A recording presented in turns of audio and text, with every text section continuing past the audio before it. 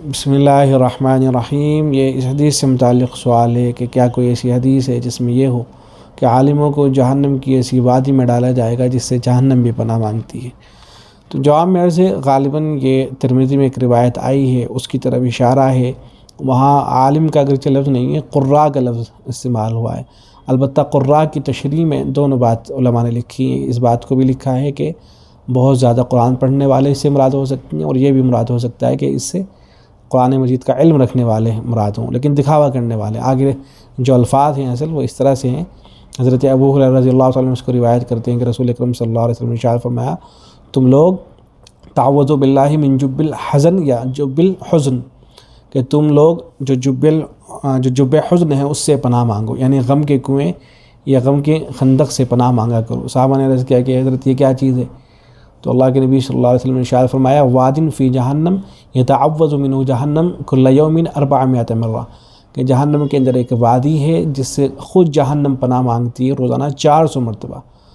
تو آپ صلی اللہ علیہ وسلم سے معلوم کیا گیا کہ کون اس کے اندر داخل ہوں گے؟ اللہ کے نبی صلی اللہ علیہ وسلم نے ارشاد فرمایا، القراء، جو قرآن کو بہت زیادہ پڑھنے والے ہوں گے، المراؤون باعمالہم، اپنے اعمال کو دکھانے والے ہوں گے، شو آف کرنے والے ہوں گے۔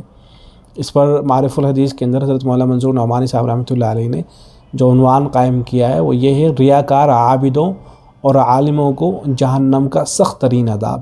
اور اس کی تشریح میں حضرت نے فرمایا کہ جہنم کے اس خندق جب الحزن میں ڈالے جانے والوں کے لیے رسول اکرم صلی اللہ علیہ وسلم نے القراء کا لفظ بولا ہے۔ اس کے معنی زیادہ عبادت کرنے والے کے بھی ہو سکتے ہیں، اور قرآن کے علم اور قرآن پڑھنے میں خصوصیت اور امتیاز رکھنے والے کے بھی ہو سکتے ہیں۔ بس حضور صلی اللہ علیہ وسلم کے ارشاد کا مطلب یہ ہے کہ جہنم کے اس خاص کنویں یا خندق میں وہ لوگ جھونکے جائیں گے جو بظاہر اعلیٰ درجے کے دیندار، علم قرآن کے سرمایہ دار اور بڑے عبادت گزار ہوں گے، لیکن حقیقت میں اور باطن کے لحاظ سے ان کی یہ ساری دینداری اور عبادت گزاری ریاکارانہ ہوگی۔ تو یہ گویا کہ ایسے علماء، حفاظ، قراء وغیرہ کے بارے میں جو شو آف کرنے والے ہیں، دکھاوا کرنے والے ہیں۔ پھر اس کے بعد وہ روایت ذکر کی ہے مولانا منظور نعمانی صاحب نے، جس کے اندر یہ ہے کہ جو ریاکار عالم ہوگا اس کو جہنم میں ڈالا جائے گا، یا ایسے ہی ریاکار سخی ہوگا اس کو جہنم میں ڈالا جائے گا، یا شہید ہوگا ریاکار اس کو ڈالا جائے گا۔ اس پہ تبصرہ کرتے ہیں حضرت، تبصرہ کرتے ہوئے فرماتے ہیں، العظمۃ للہ، کس قدر لرزا دینے والی ہے یہ حدیث۔ اسی کی بعد روایتوں میں یہ ہے کہ حضرت ابو ہریرہ رضی اللہ تعالیٰ عنہ جب اس حدیث کو بیان کرتے وقت کبھی کبھی بے ہوش ہو جاتے تھے۔ اسی طرح حضرت معاویہ رضی اللہ تعالیٰ عنہ سے نقل کیا گیا ہے کہ ایک دفعہ ان کے سامنے حدیث بیان کی گئی کہ تو بہت روئے اور روتے روتے بے حال ہو گئے۔